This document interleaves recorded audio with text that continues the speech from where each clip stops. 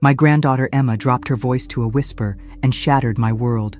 "Grandma, I heard Mommy and Daddy say they're putting you in a home today and taking your money." I smiled and patted her 8-year-old head while rage built in my chest like a wildfire. Brian and Jessica had no idea what they'd just awakened. If you're watching this, subscribe and let me know where you're watching from.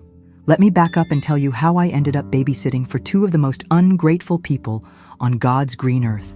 18 months ago, my husband Frank passed away suddenly from a heart attack. Brian and Jessica swooped in like vultures, all concern and fake tears. "Mom, you can't live alone anymore," Brian insisted. "Come stay with us. We'll take care of you." What they really meant was, "Come be our live-in nanny and ATM." But Emma's innocent revelation changed everything. While she colored at the kitchen table, I quietly called my lawyer, David Morrison. We'd gone to high school together, and he'd handled Frank's will. "David, it's Margaret Sullivan. I need an emergency appointment today. Can you meet me at 2? Everything okay, Maggie? Let's just say some chickens are about to come home to roost." Next, I called my bank. "This is Margaret Sullivan. Account number 47789. I need to speak with someone about transferring funds immediately." The representative confirmed what I already knew. Thanks to Frank's insurance policy and our savings, I had more money than Brian and Jessica realized. Much more. I hung up and looked at Emma, still innocently coloring. Poor little thing had no idea she just saved her grandmother from being robbed blind. I ruffled her hair. "Emma, sweetie, how would you like to help Grandma with a very special project?" She looked up with those bright blue eyes. "What kind of project?" "The kind that teaches people not to count their chickens before they hatch." At exactly 1:30, I told Emma we were going for a walk. I grabbed my purse, the one with all my important documents that I'd started carrying everywhere after Frank died. Call it widow's intuition, but I'd sensed this day might come. We walked to the corner coffee shop where David was waiting. He looked concerned as I explained the situation. "They think I'm some helpless old woman they can just dispose of," I told him. "They're about to learn otherwise." David nodded grimly. "What do you want to do?" "Everything. New will, power of attorney revocation, account transfers, the works. And David, I want it all done before they get back from their errands." As we headed to his office, Emma skipped beside me, humming. She had no idea she was about to witness the most spectacular takedown in Sullivan family history. Sitting in David's office while Emma played with toys in the waiting room, I reflected on how blind I'd been. The signs were there from the beginning, but grief makes you stupid.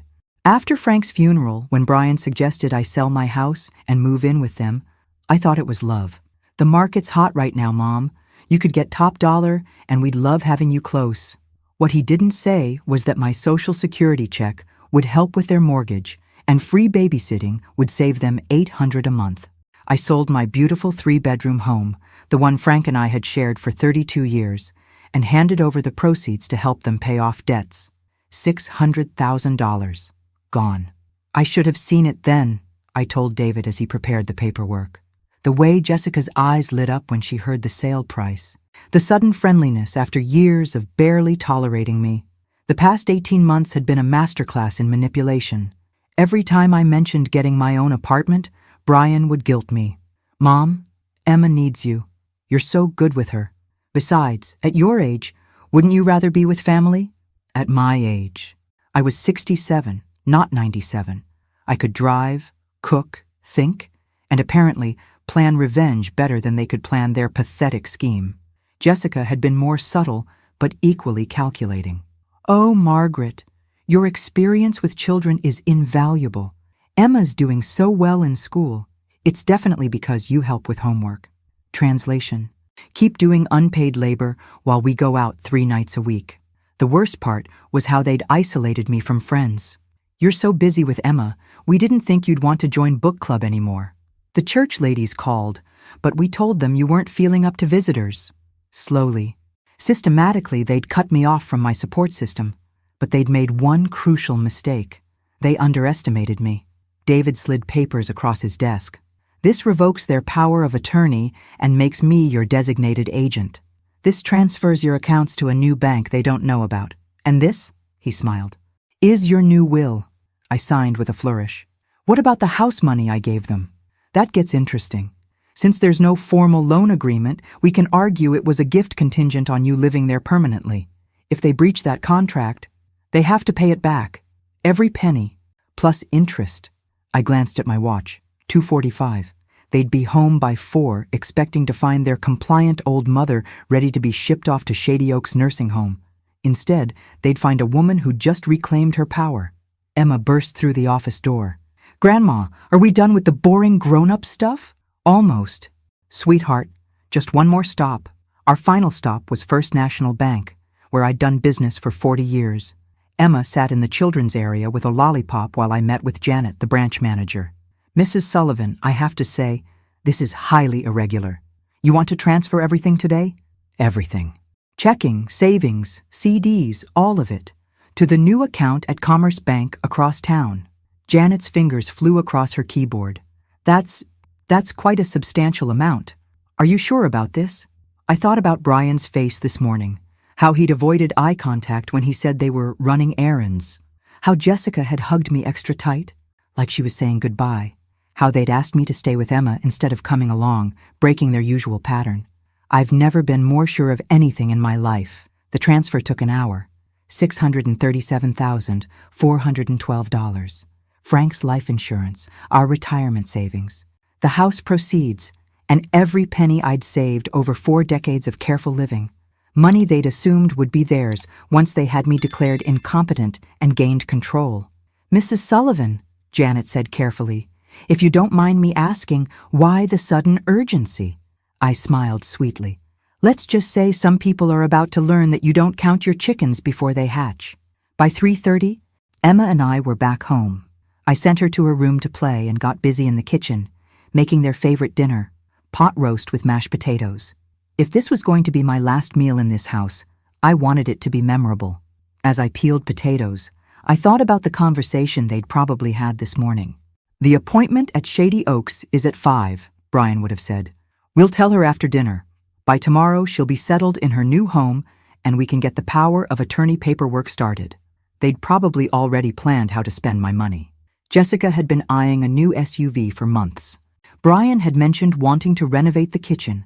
They'd even discussed a vacation to Europe, something they could finally afford. At 3:45, I heard their car in the driveway. I smoothed my apron and checked my reflection in the kitchen window. I looked like a harmless old grandmother preparing dinner for her loving family. Perfect. The front door opened, and I heard their voices, unusually cheerful and loud. They were overcompensating, probably feeling guilty about what they planned to do. "Mom, we're home," Brian called. "Something smells amazing." "Just making your favorite," I called back. "Emma's in her room. How were your errands?" There was a pause. "Fine," Jessica answered. "Just, running around town." I smiled to myself. In about an hour, they were going to discover that while they were running around town plotting my downfall, I was running circles around them. Dinner was a masterpiece of passive-aggressive theater. I served their plates with extra care, asked about their day with genuine interest, and complimented Jessica's new haircut. They squirmed like children caught stealing cookies, exchanging nervous glances when they thought I wasn't looking. "This roast is incredible, Mom," Brian said, though I noticed he was barely eating. "You really outdid yourself." "Well, I wanted tonight to be special." I smiled warmly. "You never know when things might change." Jessica nearly choked on her mashed potatoes. "Change? What do you mean?" "Oh, just life in general, dear. Nothing ever stays the same forever, does it?" They managed to get through dinner, though the tension was thick enough to cut with a knife. Emma, bless her heart, chattered away about school, completely oblivious to the undercurrents swirling around the table. At 7 o'clock, Brian cleared his throat. "Mom, could we talk to you in the living room?" "Emma, go play in your room for a bit." Here it comes, I thought. The moment they've been building up to all day. We settled in the living room, them on the couch, me in my favorite chair by the window. Brian fidgeted with his hands. Jessica stared at the coffee table. Finally, Brian spoke. "Mom, Jessica and I have been talking, and we think it might be time for you to consider other living arrangements." I tilted my head. The picture of innocent confusion. "Other arrangements? You mean like getting my own apartment?" "Not exactly," Jessica jumped in, her voice artificially sweet. We were thinking more along the lines of assisted living, somewhere with people your own age, activities, medical staff on hand. You mean a nursing home? It's not a nursing home, Brian said quickly. It's a lovely community. We visited today. Shady Oaks. They have a beautiful facility, great programs. And you've already made arrangements, haven't you? Another exchange of glances. We thought we'd explore options, Brian said weakly. I leaned back in my chair, letting the silence stretch. They expected tears, protests, maybe even begging. Instead, I smiled. Well, that's interesting timing. What do you mean? Jessica's voice was sharp with worry. I mean, I spent today exploring options too. I pulled out my phone and scrolled to David's contact. David, it's Margaret. Could you come over now? Yes, I think it's time. Brian's face went pale. Mom, what are you doing? Taking care of business, sweetheart, just like you taught me. I stood up, smoothing my skirt. David Morrison will be here in 10 minutes to explain some changes I've made today. You might want to sit down. Jessica grabbed Brian's arm. What is she talking about? The doorbell rang exactly 10 minutes later. I opened it to find David with his briefcase and a grim expression. Good evening, Margaret, Brian, Jessica. David, I said cheerfully, why don't you explain to my son and daughter-in-law what we accomplished today? David settled into the armchair across from Brian and Jessica, who looked like they were facing a firing squad. Emma had thankfully fallen asleep upstairs, sparing her from the atomic bomb I was about to drop. Where should I begin? David asked, opening his briefcase. The power of attorney seems like a good place, I suggested sweetly. David nodded. As of today, Brian and Jessica Sullivan no longer have any legal authority over Margaret Sullivan's affairs. The power of attorney they were planning to use has been formally revoked. Brian shot to his feet. Planning to use? We weren't planning anything. Sit down, son, I said quietly. We both know that's a lie. Jessica's face had gone white as fresh snow. Margaret, I don't understand. Why would you do this? Because 8-year-olds have better hearing than you think. I looked directly at her. Emma told me about your conversation this morning, about putting me in a home and taking my money. The silence that followed was deafening. Brian slowly sank back onto the couch, his face a mask of panic. Jessica's mouth opened and closed like a fish gasping for air. David, I continued, would you mind explaining the financial arrangements? Certainly. Mrs. Sullivan has transferred all her assets to new accounts at a different bank. This includes approximately $637,000, which represents her life savings, insurance proceeds, and the money she received from selling her home. You can't do this, Jessica finally found her voice. That money! You gave us that money! Actually, David said calmly, I've reviewed the situation, and there was no formal loan agreement. The money was provided under the understanding that Margaret would live here permanently. If that arrangement is terminated, she has the right to request repayment, I finished, with interest. Brian ran his hands through his hair. Mom, please, let's talk about this reasonably. You don't understand what you're doing. Oh, but I do. I stood up, feeling more powerful than I had in months. I understand that you've been planning to have me declared incompetent so you could control my finances. I understand that you've been isolating me from friends and treating me like unpaid help. And I understand that you've been counting money that was never yours to begin with. We were trying to protect you. Brian's voice rose. You're 67 years old. Living on your own isn't safe. I'm not living on my own. I'm living with people who see me as a burden and a bank account. There's a difference. Jessica leaned forward desperately. Margaret, we can work this out. Maybe we approached this wrong, but we do care about you. I laughed, and it wasn't a pleasant sound. You care about my social security check. You care about free babysitting. You care about my money, but you don't care about me. David cleared his throat. There's one more matter we need to discuss. My smile turned predatory. Ah, yes, the best part. David pulled out another folder. Margaret has also updated her will. The previous version left her entire estate to Brian, with provisions for Emma's education. The new version makes some significant changes. Brian's face had gone from pale to green. What kind of changes? I decided to deliver this blow myself. The kind where Emma gets everything, held in trust until she's 25. You and Jessica get nothing, not one penny. Jessica let out a sound somewhere between a gasp and a wail. You can't do this to us. We have a mortgage, car payments, Emma's future to think about.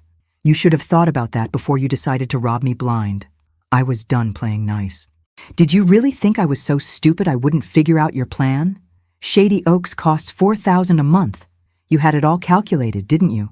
Put me away, sell my belongings, control my money, and pocket the difference. Brian tried one more desperate approach. Mom, I'm your son, your only child. Dad would want you to take care of me. That was his first mistake, bringing Frank into this. Your father, I said, my voice dropping to a dangerous whisper, worked 2 jobs for 30 years so we could save every penny for our retirement. He went without so we could build something to leave you. And you were planning to steal it while I was still alive. I walked to the mantelpiece where Frank's photo sat and picked it up, looking at his kind face. You know what your father would say if he could see you now? He'd say, I should have done this sooner. I set the photo down and turned back to face them. David, there's one more document, isn't there? David nodded grimly. The eviction notice. Margaret has decided she no longer feels safe living here. As a tenant without a lease, you have 30 days to find her alternative arrangements. Eviction notice? Brian's voice cracked. This is our house. Actually, I said, pulling out my own folder. That's where things get interesting. Remember that $600,000 I gave you? I have all the bank records showing. The transfer came from my account to yours, specifically to pay off your mortgage and credit cards. No loan documents were signed, but there are emails where you promised I'd always have a home here. Jessica's face crumpled as understanding dawned. You want the money back? Every single penny, plus the 18 months of rent you should have been paying me, the money you saved on babysitting, and compensation for emotional distress. I smiled sweetly. I figure that comes to about $700,000, all told. Brian's voice was barely a whisper. We don't have that kind of money. Then I guess you'll have to get creative. Sell the house, liquidate your retirement accounts, get second jobs, do whatever it takes. I shrugged. Or declare bankruptcy. Either way, you won't be doing it on my dime anymore. David stood up, snapping his briefcase shut. I'll leave you folks to process this information. Margaret, your new apartment is ready whenever you want to move in. As he headed for the door, Jessica called out desperately. What about Emma? You can't just abandon your granddaughter. I paused at the bottom of the stairs, my hand on the banister. I'm not abandoning Emma. I'm teaching her a valuable lesson about what happens when you try to cheat the people who love you. She'll understand someday. I climbed the stairs to pack my things, leaving Brian and Jessica to contemplate the smoking ruins of their perfect plan. Tomorrow, I'd start my new life. Tonight, I'd sleep better than I had in months. Behind me, I could hear Jessica starting to cry. 3 weeks later, I was sipping coffee in my beautiful new apartment overlooking Riverside Park, watching joggers and dog walkers enjoy the morning sunshine. The 2-bedroom furnished rental was costing me $1,800 a month, a fraction of what I'd been contributing to Brian and Jessica's household expenses. My phone rang. Brian's name flashed on the screen for the 14th time this week. I let it go to voicemail, same as the other 13 calls. When it stopped ringing, I played his latest message. Mom, please call me back. We need to talk. This has gone too far. Emma's asking where you went and Jessica's having panic attacks. We can work this out if you'll just be reasonable. Reasonable. That was rich coming from someone who'd planned to have me committed. I deleted the message and called David instead. How's our lawsuit coming along? Slowly. They've hired Martin Burke from Burke & Associates. He's actually pretty good. David's tone was careful. He's arguing that the money you gave them was a gift, not a loan, and that you can't retroactively demand repayment. And what did you tell him? That we have 18 months of documented evidence showing they treated you as a tenant, not a family member. Bank records, emails, even grocery receipts where you paid for household expenses. The pattern of financial abuse is clear. I smiled, settling back in my comfortable chair.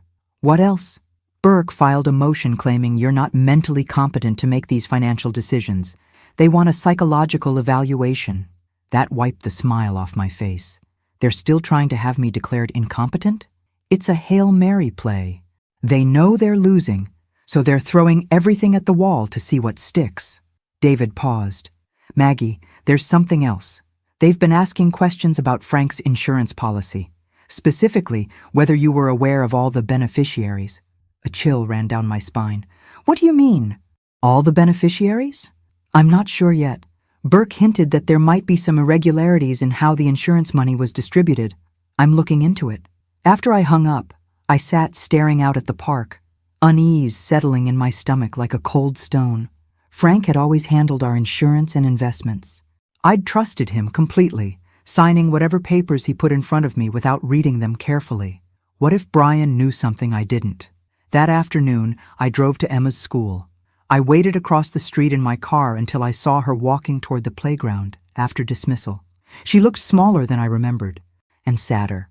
I got out and called her name. Her face lit up like Christmas morning, and she ran to me, nearly knocking me over with her hug. "Grandma, I missed you so much. Why did you leave?" My heart broke a little. I had to, sweetheart. Sometimes grown-ups make mistakes, and other grown-ups have to protect themselves. Are you coming home? I can't. Emma, but maybe you could visit me sometime. My new apartment has a pool. Her eyes widened. Really? Really. Ask your parents if you can come see me this weekend. I hugged her tight. I love you, baby girl. Don't ever forget that. As I drove away, I saw Jessica's car pulling into the school parking lot. She must have seen me with Emma because my phone started ringing immediately. I didn't answer. The psychological evaluation was scheduled for Friday morning at Dr. Patricia Coleman's office. I arrived early, dressed in my best navy suit with pearl earrings, the picture of a competent, well-groomed senior citizen.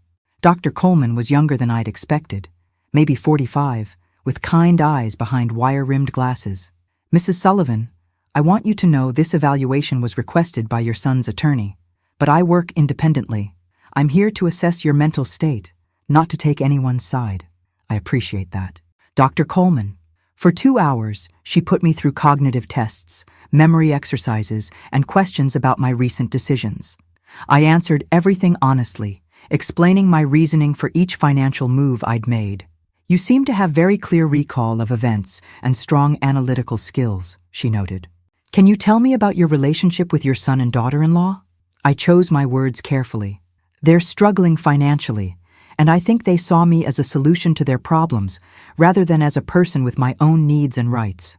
Do you feel your recent actions might be considered extreme by some people?" I looked her directly in the eye. "Dr. Coleman, if someone was planning to steal your life savings and have you committed against your will, what would you consider an appropriate response?" She made a note. Point taken. That evening, David called with an update. The evaluation went well. She's recommending no conservatorship. "But Maggie, we have a problem. I found out what Burke was hinting about." My stomach dropped. "Tell me." "Frank had a second life insurance policy, a big one, $2 million, purchased 5 years before he died. You weren't the only beneficiary." The room seemed to tilt. "Who else?" "Someone named Linda Morrison." Ring any bells? The name hit me like a physical blow. Linda Morrison, Frank's secretary from the engineering firm where he'd worked for 15 years. The pretty blonde who'd always been a little too friendly at company picnics. "She got half the money, Maggie. $1 million. The insurance company cut 2 checks. One to you for $1 million. One to her for $1 million. I sank into my chair, mind reeling. But I only received $500,000 from his life insurance. That's what has Burke interested. If Frank left Linda $1 million and you were supposed to get $1 million, where's your other $500,000? The pieces clicked into place with horrible clarity.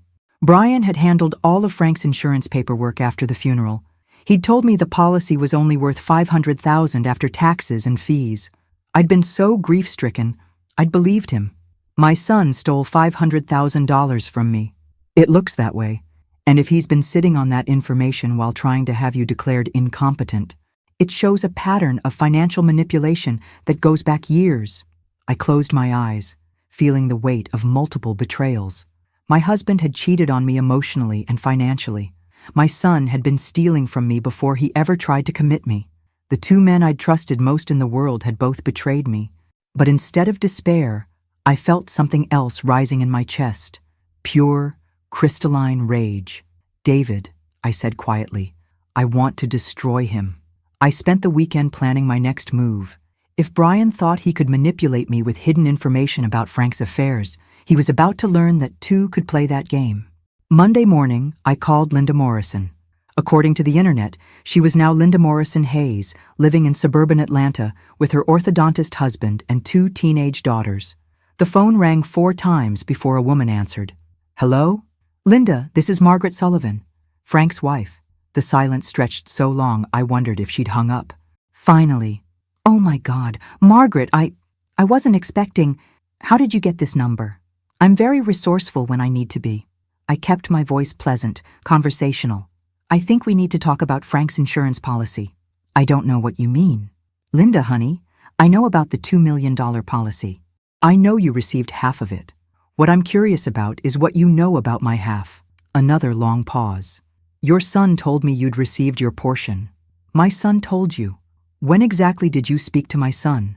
He called me after Frank died to let me know about the funeral arrangements and to discuss the insurance situation." I felt my pulse quicken. "What did he tell you about the insurance situation?" "He said you were struggling with grief and that he was handling your finances temporarily. He said the insurance company had made an error and sent 2 checks when there should have been 1, and that I should cash mine and not worry about it." The audacity took my breath away. Brian had not only stolen my money, he'd convinced Frank's mistress to be complicit in covering it up. "Linda, that check you received was supposed to be split between us. Frank left us each $500,000, not $1 million each. That's not what Brian said. He showed me paperwork. Forged paperwork, I'm guessing." I let that sink in. "Linda, I think we've both been played by my son. The question is, what are we going to do about it?" Tuesday morning, I was waiting outside Brian's office when he arrived for work. His face went white when he saw me sitting on the lobby couch. "Mom? What are you doing here?" "Hello, Brian. Lovely morning, isn't it?" I stood up, smoothing my skirt. "I thought we could have lunch. There's so much to catch up on." He glanced around nervously, aware that his coworkers were watching. "I'm really busy today." "Oh, I insist. In fact, I already made us a reservation at Giovanni's. You remember Giovanni's, don't you? Where you took me to celebrate your promotion last year." His jaw tightened, but he nodded. "Fine, but I can't stay long." Giovanni's was busy with the lunch crowd, providing perfect cover for what I was about to do. We ordered, made small talk about Emma, and I waited until his guard was down. Then I smiled sweetly and said, "I had the most interesting conversation with Linda Morrison yesterday." Brian's fork clattered against his plate. Brian's face went through several color changes before settling on ash gray. Around us, the restaurant hummed with normal lunch conversation while my son contemplated the ruins of his carefully constructed lies. "I don't know what Linda told you," he finally managed, "but she told me you convinced her that the insurance company made an error, that she deserved the full $1 million instead of the $500,000 Frank actually left her." I took a sip of my iced tea, enjoying the moment. Imagine my surprise when I realized you'd stolen $500,000 from me to cover up your father's affair. "I was protecting you." Brian's voice rose, then dropped when other diners looked our way. "You were devastated after Dad died. Finding out about Linda would have destroyed you completely. So you decided to profit from my ignorance instead." "It wasn't like that. I used that money to pay off our house, to secure Emma's future. You would have just put it in savings anyway." I laughed, a sound sharp enough to cut glass. "You stole $500,000 from your grieving mother and convinced yourself it was for my own good. The arrogance is breathtaking." Brian leaned across the table desperately. "Mom, please, let me explain everything. Dad left Linda that money because she was pregnant." The world stopped spinning. "What?" "Linda was pregnant with Dad's baby. She lost it in the 4th month, but Dad had already changed his beneficiary to provide for the child. When she miscarried, he was going to change it back, but then he had the heart attack." I stared at him, processing this new layer of betrayal. Frank hadn't just had an affair, he'd gotten his mistress pregnant, and Brian had known all along. "How long have you known?" "Linda called me right after the funeral. She was a mess, grieving for Dad and dealing with the miscarriage.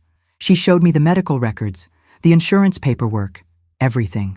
And instead of telling me the truth, you decided to steal from both of us." I convinced her she deserved the full $1 million after what she'd been through.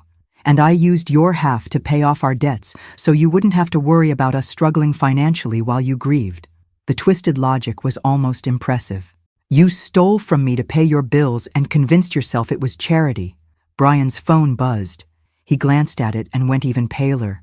It's Jessica. She says David Morrison is at the house with papers. I smiled. Oh, that'll be the criminal fraud charges. I filed them this morning. Criminal charges? Insurance fraud, elder abuse, theft by deception. David was quite thorough. I signaled the waiter for the check. You see, Brian, when you forge documents and lie to insurance companies about beneficiaries, that's a felony. When you steal money from your elderly mother, that's elder abuse. And when you do it while planning to have her declared incompetent, well, that shows premeditation. Brian's hands were shaking. Mom, please, think about Emma. If I go to jail, you should have thought about Emma before you decided to become a criminal. I stood up, leaving money for my lunch. But don't worry about her. She'll be well provided for. In fact, she'll be getting quite a bit more inheritance than originally planned. What do you mean? I leaned down and whispered in his ear. Linda's giving me back the money that was rightfully mine. All of it. Turns out she's not as comfortable with theft as you are. Brian's face crumpled. You can't do this to me. I'm your son. You're right. You are my son. And that's what makes this so much worse. I walked out of the restaurant and climbed into my car, hands steady on the wheel. One more stop to make. The next morning, I sat in my apartment watching the news coverage of Brian's arrest. Local insurance agent charged with elder abuse and fraud, the anchor reported. Brian Sullivan allegedly stole over $500,000 from his mother's insurance settlement while planning to have her declared mentally incompetent. My phone had been ringing all morning. Reporters, neighbors, old friends who'd seen the story. I ignored them all except one call. Grandma? Emma's voice was small and scared. Mommy's crying and she won't tell me why Daddy isn't coming home. My heart broke for this innocent child caught in the middle of adult ugliness. I'll be right there, sweetheart. I found Emma at her friend's house, where Jessica had dropped her off before heading to the jail to see Brian. The 8-year-old looked lost and confused, clutching her stuffed rabbit. Are you in trouble too, Grandma? I knelt down to her level, taking her small hands in mine. No, baby, I'm not in trouble. Sometimes grown-ups make very bad choices, and they have to face consequences. Is Daddy a bad person? Your daddy isn't bad, Emma. But he did bad things, and now he has to make them right. Over the next few hours, I explained everything to Emma in age-appropriate terms. How people who love each other should be honest and kind. How taking things that don't belong to you is wrong, even if you think you have good reasons. How sometimes protecting someone means making very hard choices. Are you still mad at Daddy? I considered the question carefully. I'm disappointed in your daddy, and I'm sad that he hurt me, but I will always love him because he gave me you.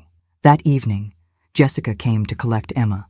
She looked haggard, her eyes red from crying. The lawyers say he might get 5 years if he's convicted.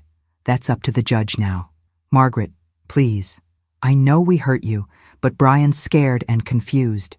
Can't you find it in your heart to forgive him? I looked at this woman who'd participated in planning to steal my independence and dignity, who'd smiled at my face while plotting behind my back.